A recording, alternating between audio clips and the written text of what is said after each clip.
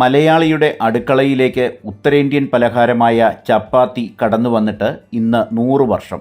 ക്ഷേത്രത്തിലേക്കുള്ള പൊതുവഴികളിലൂടെ സമൂഹത്തിലെ എല്ലാ വിഭാഗക്കാർക്കും സഞ്ചരിക്കാനുള്ള സ്വാതന്ത്ര്യം നേടിയെടുക്കുക എന്ന ലക്ഷ്യത്തോടെ സംഘടിപ്പിച്ച സത്യാഗ്രഹ പ്രസ്ഥാനമായ വൈക്കം സത്യാഗ്രഹമാണ് ചപ്പാത്തി എന്ന പുത്തൻ പലഹാരത്തെ കേരളത്തിന് പരിചയപ്പെടുത്തിയത്. സത്യാഗ്രഹത്തിന് പിന്തുണയുമായി വന്ന സിഖുകാരാണ് അവർക്കും സമരഭടന്മാർക്കുമായി കേരളത്തിൽ ആദ്യമായി ചപ്പാത്തി തയ്യാറാക്കിയത്. സിഖ് ആരാധനാലയങ്ങളായ ഗുരുദ്വാരകളിൽ കാലോചിത പരിഷ്കാരങ്ങൾ വേണമെന്നാവശ്യപ്പെട്ട് പ്രക്ഷോഭത്തിനിറങ്ങിത്തിരിച്ച അകാലി സംഘങ്ങളിലൊന്നാണ് ഐത്തോച്ചാടനം എന്ന ലക്ഷ്യവുമായി സംഘടിപ്പിക്കപ്പെട്ട വൈക്കം സത്യാഗ്രഹത്തിന് പിന്തുണയുമായെത്തിയത്. അന്ന് പാട്യാല സംസ്ഥാനത്തെ മന്ത്രിയായിരുന്ന മലയാളിയായ സർദാർ KM പണിക്കർ വഴിയാണ് പാട്യാല രാജാവും സിഖ് നേതാക്കളും വൈക്കം സത്യാഗ്രഹത്തെക്കുറിച്ച് അറിഞ്ഞത്.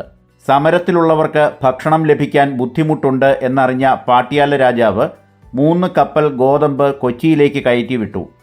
ഒപ്പം സിഖ് സമുദായത്തിൻ്റെ നേതൃത്വം വഹിക്കുന്ന ശിരോമണി ഗുരുദ്വാര പ്രബന്ധക് കമ്മിറ്റിയുടെ ഒരു സംഘത്തെയും അമൃത്സറിൽ നിന്നുള്ള സർദാർ ലാൽ സിംഗിൻ്റെയും ബാബ കൃപാൽ സിംഗിൻ്റെയും നേതൃത്വത്തിൽ 1924 ഏപ്രിൽ 29 കേരളത്തിൽ എത്തിയ അകാലികൾ സത്യാഗ്രഹ ഭടന്മാർക്കായി തുറന്ന സൗജന്യ ഭോജനശാലയിൽ തയ്യാറാക്കിയ ചപ്പാത്തി മലയാളികൾക്ക് ഇഷ്ടമായി.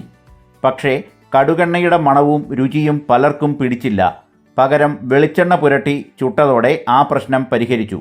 അധികം കഴിയും മുമ്പ് അകാലി ഭക്ഷണശാലയുടെ സഹായം സത്യാഗ്രഹികൾ സ്വീകരിക്കുന്നത് ഉചിതമല്ലെന്ന് മഹാത്മാഗാന്ധി നിർദ്ദേശിച്ചു. ആഹാരം കഴിക്കുന്നതിന് വകയുള്ള മലയാളി സിഖുകാരുടെ സൗജന്യ ഭക്ഷണം കഴിക്കുന്നത് ഭിക്ഷയാണ് എന്നായിരുന്നു ഗാന്ധിജിയുടെ നയം. എന്നാൽ ഗുരുദ്വാര കമ്മിറ്റിയുടെ ഉത്തരവില്ലാതെ ഭക്ഷണശാല പൂട്ടില്ലെന്നായി അകാലികൾ. കമ്മിറ്റിയിലെ എല്ലാ അംഗങ്ങൾക്കും ഭക്ഷണശാല നിർത്തുന്നതിനോട് യോജിപ്പാണെന്ന് KM പണിക്കരുടെ അറിയിപ്പ് വന്നതോടെ മനസ്സില്ലാ മനസ്സോടെ അകാലികൾ പഞ്ചാബിലേക്ക് തന്നെ മടങ്ങി. എന്നാൽ പഞ്ചാബികൾ പരിചയപ്പെടുത്തിയ ചപ്പാത്തിയും അതിൻ്റെ നിർമ്മാണ രീതിയും രുചിയും കേരളം കൈവിട്ടില്ല എന്ന് മാത്രമല്ല 2 കൈകളും നീട്ടി സ്വീകരിച്ച് സ്വന്തമാക്കി.